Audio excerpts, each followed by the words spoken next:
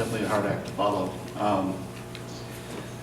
So my experience has mostly been in Latin America and, as I said, in academic agroecology. So I'm going to talk a bit more big pictures because I don't have the same grounding, obviously, in land grabs specifically or in Africa. This is something that, land grabs is certainly something that IATP has done some work on, and Africa is some ways we look to make some more partnerships. But one of the things I'm going to propose, just so I'm thinking science-based, I'm a scientist, a kind of controversial scientific statement. If something is doing harm, one solution is to do less of that thing. I think the two previous presentations made a good point about, a number of good points about the harms from land grabs, and so I don't think really doing less of that, less free reign to buy land wherever, invest in however you please. I don't think that's really being talked about at the summit, but we're talking about science-based. If we know there's harm, doing less of that thing will cause less harm. Pretty basic science there. But to get a little bit more specific and to go into some more details, and from my point of view, we had someone, one of the earlier panels was saying that we've seen trickle-down economics. We know that is, he said, the polite word he uses is hogwash.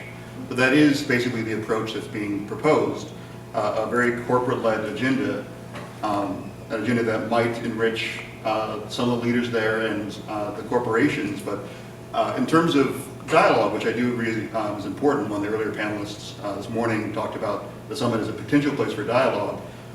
That's definitely true, and I agree with that, but I just wonder how many of the people attending the other summit, how many of the high-level dignitaries would consider it a success if they found some deals that would advance profits for a bunch of corporations, but it just, in the end, didn't end up helping people on the ground, compared to how many people would see it as a success if there were no profits for anyone, but people actually were helped.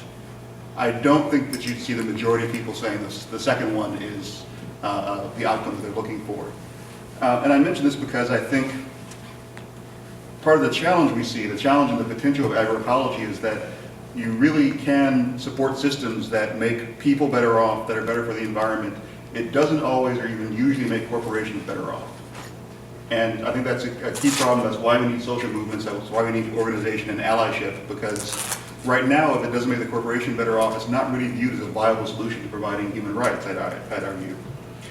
So, agroecology, what is agroecology? For any who don't happen to also be agroecologists, which I include farmers as agroecologists as well. But agroecology has been called a science, a set of practices, and a movement. In terms of a science, over 16,000 articles have been published in peer-reviewed journals in agroecology. It's an officially recognized subdiscipline of ecology by the Ecological Society of America, which has a section for agroecology. It has around an 80-year history, so almost as old as ecology itself. And at its core, the science is looking at how agriculture and the environment interact and how people interact with agriculture and the environment. If you forget the social and the culture, you're not really doing agroecology, I'd argue. So trying to combine all three of those things and see how they interact. In terms of the practice, there's a set of practices that are associated with being better for the environment, and I would argue better for farmers in many cases. But agroecology looks to use and support biodiversity and diverse systems to minimize synthetic inputs, which would increase environmental efficiency. It might not increase profit efficiency, but it will increase environmental efficiency, further internal cycling, and support, use, and combine with farmer knowledge and academic science. And done properly, it recognizes that scientists are farmers are the forefront of generating and using the agricultural knowledge that we need. In terms of movement, it really is embraced by a number of groups right now, including Via Campesina, because of the idea that it has to recognize farmer autonomy, farmer knowledge, the dignity of farmers, because they generate so much knowledge and because this is a human right. They should be recognized as people who are providing us with really essential goods. And so I think that's why agroecology has been embraced by a number of social movements. And I'd like to recognize Ben Burkett, who's here from the National Family Farm Coalition, a recent winner of the James Beard Leadership Award.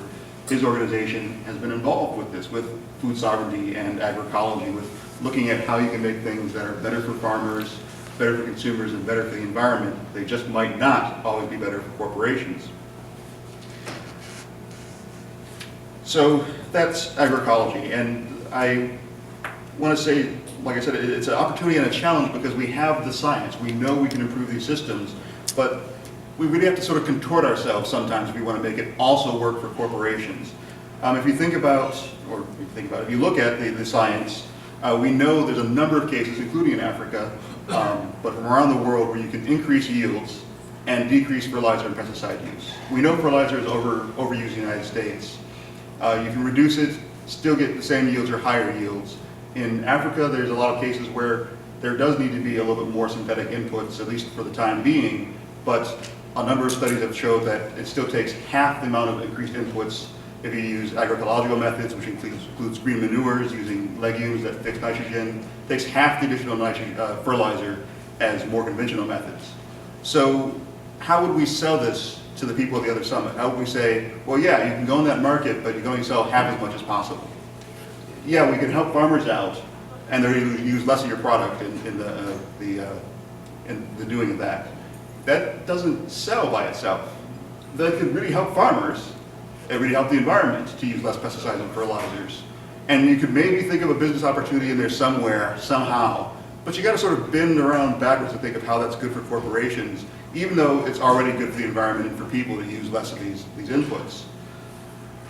In terms of food waste in the United States, we waste 1/3 to 40–50% of our food.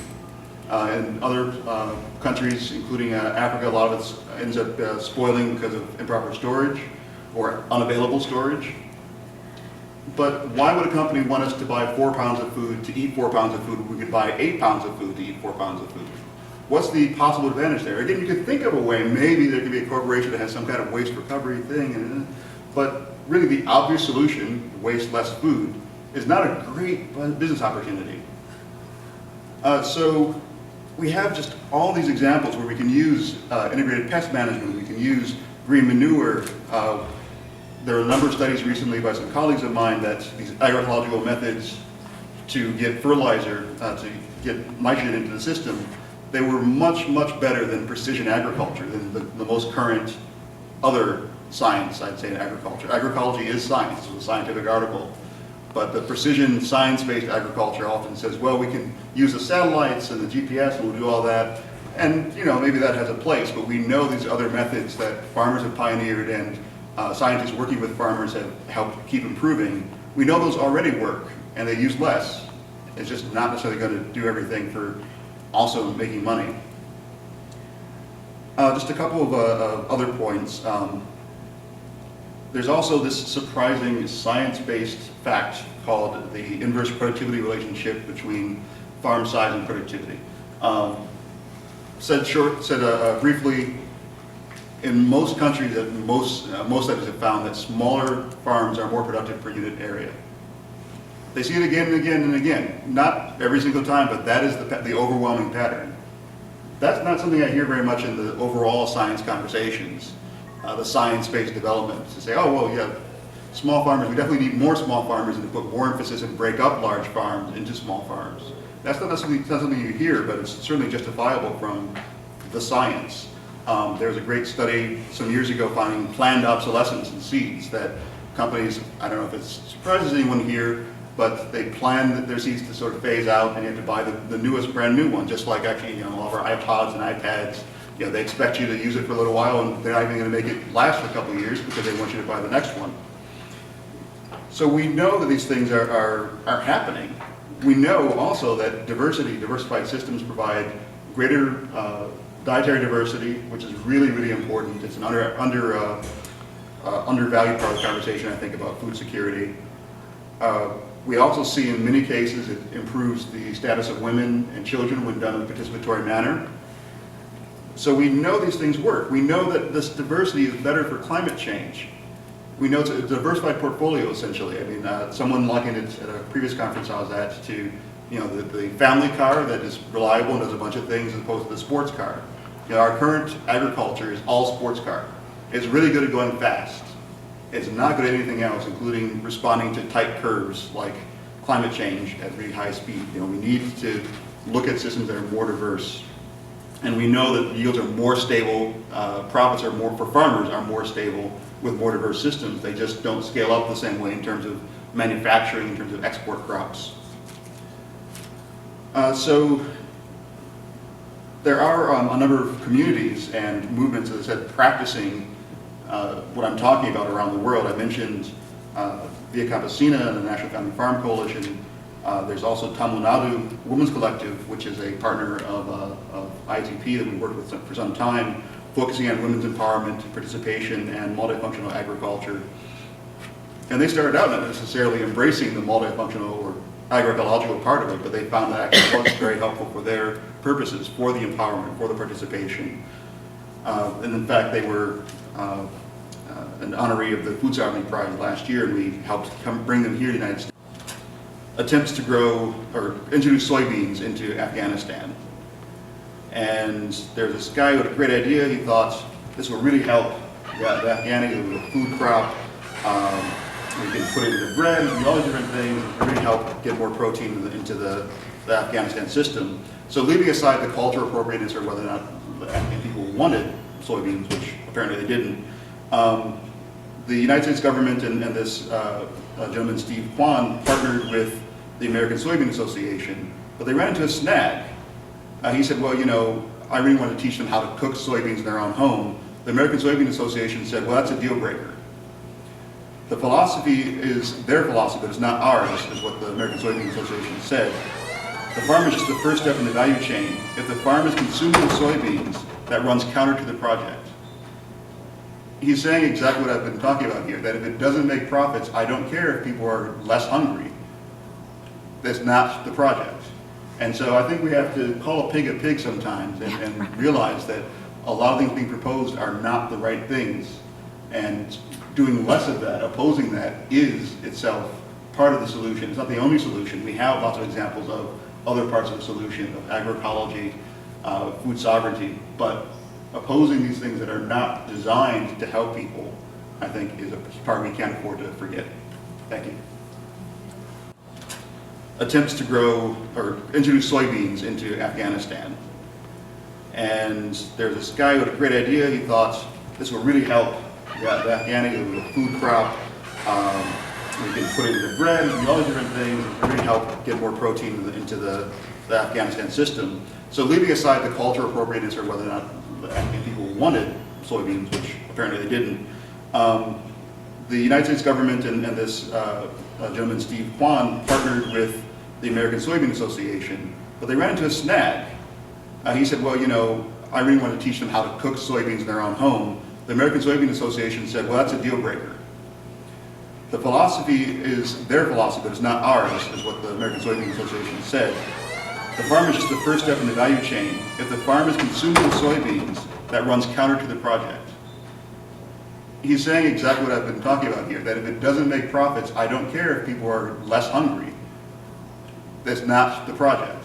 And so I think we have to call a pig sometimes and realize that a lot of things being proposed are not the right things. And doing less of that, opposing that, is itself part of the solution. It's not the only solution. We have lots of examples of other parts of the solution, of agroecology, food sovereignty, but opposing these things that are not designed to help people, I think, is a part we can't afford to forget. Thank you.